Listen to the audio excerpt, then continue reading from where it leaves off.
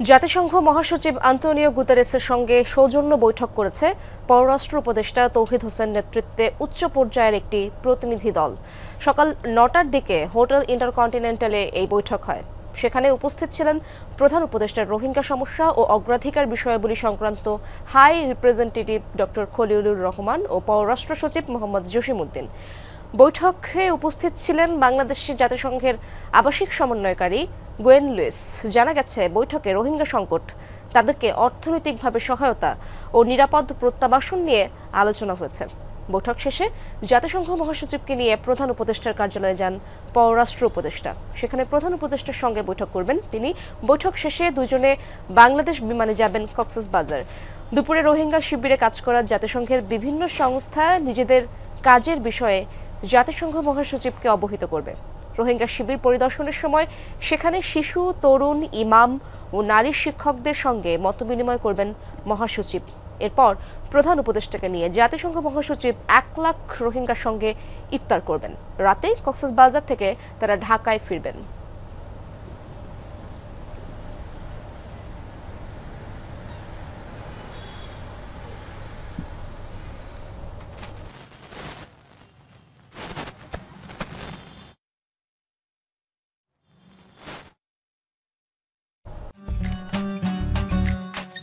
আমি আর ম্যাগি, স্বাদ ও ভালোবাসার দারুণ জুটি ফ্রম নেসলে। দর্শক, এই বিষয়ে আরো খবরাখবর জানবো আমার সহকর্মী মাহফুজ মিশুর কাছ থেকে। মিশু, পররাষ্ট্র উপদেষ্টার নেতৃত্বে অনুষ্ঠিত বৈঠকে কি কি বিষয়ে আলোচনা হলো আমরা একটু আগেই বলছিলাম, সে ব্যাপারে আরো বিস্তারিত কি তথ্য রয়েছে আপনার কাছে?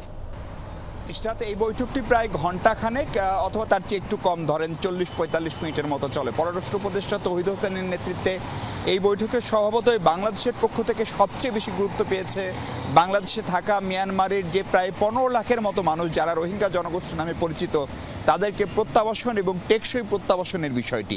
সেই সাথে আপনি জানেন, সম্প্রতি জাতিসংঘের পক্ষ থেকে রোহিঙ্গা জনগোষ্ঠীর জন্য খাবারের যে বরাদ্দ সেটি অর্ধেক করে ফেলা হয়েছে। তার ফলে যে তাদেরকে ভরণ পোষণ একেবারেই সম্ভব না বাংলাদেশে, সেই বার্তাটিও জাতিসংঘ মহাসচিবকে পররাষ্ট্র উপদেষ্টা এবং প্রধান উপদেষ্টার রোহিঙ্গা বিষয়ক যে বিশেষ ডক্টর খলিলুর রহমান, বাংলাদেশের পররাষ্ট্র সচিব, তারা কিন্তু নিশ্চিত করে বলেছেন যে এটি সম্ভব নয়।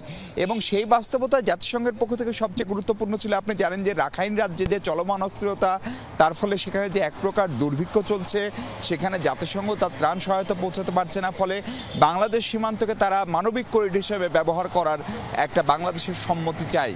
যদিও সেই বিষয়ে চূড়ান্ত সিদ্ধান্ত হয়তো হতে পারে প্রধান উপদেষ্টা ডক্টর মোহাম্মদ ইউনূসের সঙ্গে বৈঠকে, কিন্তু সে ধরনের কোনো মানবিক করিডোর যদি শেষ পর্যন্ত বাংলাদেশ হয়ে মিয়ানমারের রাখাইন রাজ্যে যেতে হয়, সেক্ষেত্রে নিরাপত্তা এবং মিয়ানমারের ওই পাশে থাকা এখনও যে ৬-৭ লাখ রোহিঙ্গা জনগোষ্ঠী আছে, তারা আবার বাংলাদেশে ঢুকে পড়ে কিনা, সেই সমস্ত বিষয়াদিও কিন্তু আলোচনায় থাকার কথা।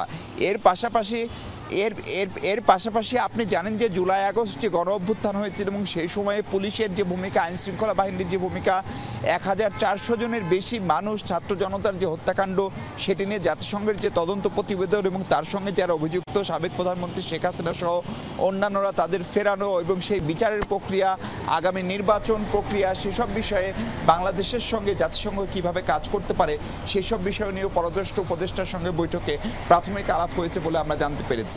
ধন্যবাদ আপনাকে। করেই জাতিসংঘ মহাসচিব অ্যান্টনিও গুতেরেস সরাসরি প্রধান আপনি জানাচ্ছিলেন সেখানকার খবরাখবর। ধন্যবাদ আপনাকে। দর্শক, এই মুহূর্তে তেজগাঁওয়ে প্রধান উপদেষ্টার কার্যালয়ের সামনে রাস্তা থেকে যোগ দিচ্ছেন আমরা আরেক সহকর্মী তানভীর মৌসুম। তার কাছ থেকে বাকি খবরটা জানবো। তানভীর, জাতিসংঘ মহাসচিবের গাড়ি কি প্রধান উপদেষ্টার কার্যালয়ে প্রবেশ করেছে কিনা এবং তাদের বৈঠকের বিষয়ে আপনার কাছে কি তথ্য রয়েছে? ইশরাত, প্রথমে বলতে চাই জাতিসংঘ মহাসচিবের যে জাতিসংঘ মহাসচিব অ্যান্তোনিও গুতেরেস, তিনি প্রধান উপদেষ্টার কার্যালয়ে গিয়ে পৌঁছেছেন এবং ঠিক সময় অনুযায়ী 10টার সময় প্রধান উপদেষ্টা, অন্তর্বর্তী সরকারের প্রধান উপদেষ্টা এবং জাতিসংঘ মহাসচিব অ্যান্তোনিও গুতেরেসের বৈঠকটি অনুষ্ঠিত হবে, যেখানে আসলে বিভিন্ন বিষয়গুলো তাদের আলোচনায় উঠে আসবে।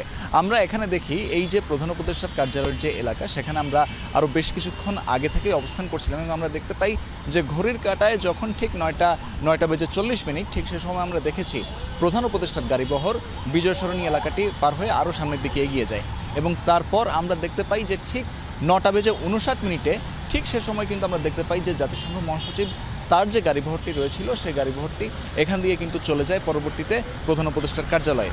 এর আগে আমরা জানি যে জাতিসংঘ মহাসচিব পরবর্তীতে তিনি কিন্তু আসলে দিনের শুরুটাই করেছেন পররাষ্ট্র উপদেষ্টার সাথে বৈঠক দিয়ে, এরপরে কিন্তু তিনি প্রধান উপদেষ্টার সাথে গিয়েছেন আলোচনা করতে এবং তারপর তারা দুজন একই বিমানে করে কক্সবাজার ভ্রমণে যাবে। ইশরাত, ধন্যবাদ আপনাকে তানভীর।